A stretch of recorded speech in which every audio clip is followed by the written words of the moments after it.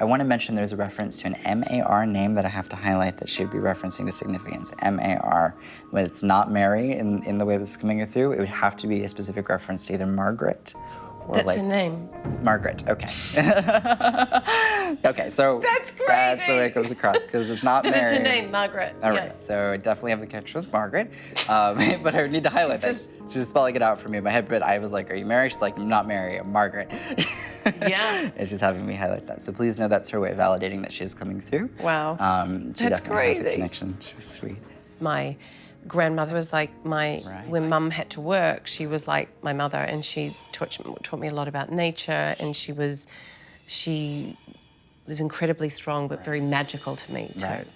From her perspective, immediately what I want to say, she was content with the duration of life that she lived. So she, from her perspective, when she comes through, she's like, I live to be old. Yeah, 91. Yes, a long life. She's also acknowledging that she, to the best of her ability, was pretty active in the way this comes across.